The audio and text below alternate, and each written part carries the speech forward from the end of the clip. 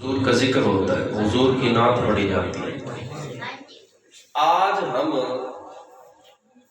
تقریباً 1450 سال کے بعد آپ کی اس خالقیہ رضاکیہ مسجد میں بیٹھ کے حضور کا ذکر کر رہے ہیں، دل کو اتنا سکون ملتا ہے۔ ذکر کر رہے ہیں اور سن رہے ہیں تصور میں، آنکھوں کے سامنے تو کچھ نہیں ہے نا، تصور میں کر رہے ہیں۔ بات سمجھ آ رہی ہے؟ سب کو آ رہی ہے؟ تصور میں آقا کا ذکر ہو رہا ہے، سن رہے ہیں، پڑھ رہے ہیں، مگر ان شخصیات کی کیا عالم ہوگا ان کا کہ جو سامنے مصطفیٰ موجود ہیں۔ سبحان اللہ، سامنے میرے آقا موجود ہیں، ارد گرد صحابہ کرام موجود ہیں، اور ممبر پہ کھڑا ہو کے حضرت حسان بن ثابت میرے آقا کی نعت پڑھ الم تر ان اللہ ارسل عبدا بآیاتہ واللہ اعلی وامجدا۔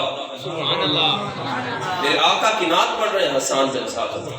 ارے آج ہم تصور میں حضور کا ذکر کریں تو دل کو کتنا سکون ملتا ہے، لیکن مسجد نبوی کے اندر محفل سجی ہے، محفل نعت، ممبر سجایا ہے حضرت بلال حبشی نے، نگرانی قیادت سیادت حضرت ابو بکر صدیق، حضرت عمر فاروق، عثمان غنی، مولا علی جیسی ہستیوں نے کی۔ میرے آقا خود تشریف فرما ہے اور حسان بن ثابت ممبر پہ کھڑے ہو کے نعت پڑھ رہے ہیں، اور نعت پڑھ کے کہتے ہیں آقا وَأَحْسَنُ مِنْكَ لَمْ تَرَكَتْ عَيْنِي۔ میں بس بات کو مکمل کر کے علامہ صاحب کو مائک دینا چاہتا ہوں۔ کہتے ہیں آقا میری آنکھ نے آج تک حسان بن ثابت منبر پہ کھڑے ہو کے کہتے ہیں آقا میری آنکھ نے آج تک آپ جیسا حسین و جمیل دیکھا ہی نہیں۔ اچھا سمجھیے، یہ بات حضرت حسان بن ثابت کیوں کر رہے ہیں؟ یہ وہ کیوں کہہ رہے ہیں کہ آقا میری آنکھ نے نہیں دیکھا؟ اور بھی تو صحابہ کرام موجود تھے نا۔ بات سمجھ آ رہی ہے نہیں آ رہی؟ میں نے صرف اشعار نہیں سنانے، کچھ سمجھانا بھی ہے۔ سمجھ آ رہی ہے حضور کی شان؟ یہ حسان بن ثابت کیوں کہہ رہے ہیں کہ آقا وَأَحْسَنُ مِنْكَ لَمْ تَرَكَتْ عَيْنِي، میری آنکھ نے نہیں دیکھا آپ جیسا حسین و جمیل۔ اس وجہ سے کہ حسان وہ شخص ہے، صحابہ میں سب سے زیادہ عمر حضرت حسان بن ثابت کی تھی۔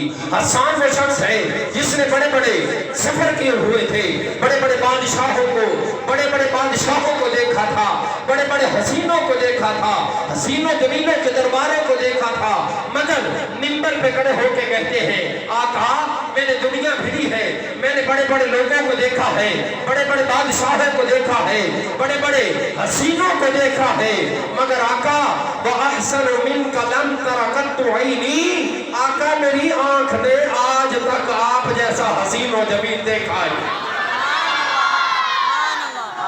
دیکھا ہی نہیں۔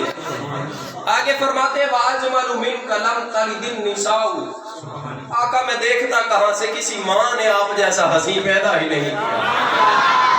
یہاں پہ بھی نہیں رکے، آگے فرماتے ہیں خُلِقْتَ مُبَرَّأً مِنْ كُلِّ عَيْبٍ، یا رسول اللہ، اللہ رب العزت نے آپ کو ہر عیب سے پاک پیدا فرمایا۔ یہاں بھی نہیں، اور آگے بڑھے، اور آگے بڑھے۔ تم بھی پڑھ کے ہاتھ بلند کر کے سبحان اللہ کہہ سکتے ہو۔ حسان کہتے آقا میری آنکھ نے آپ جیسا حسین و جمیل نہیں دیکھا، کسی ماں نے آپ جیسا حسین و جمیل پیدا ہی نہیں کیا، اللہ نے آپ کو ہر عیب سے پاک پیدا کیا، پھر کیسا بنایا؟ کَأَنَّكَ قَدْ خُلِقْتَ كَمَا تَشَاءُ، کہتے ہیں یا رسول اللہ، اللہ نے آپ کو ایسا بنایا جیسا خدا آپ نے چاہا، اللہ نے ویسا بنایا۔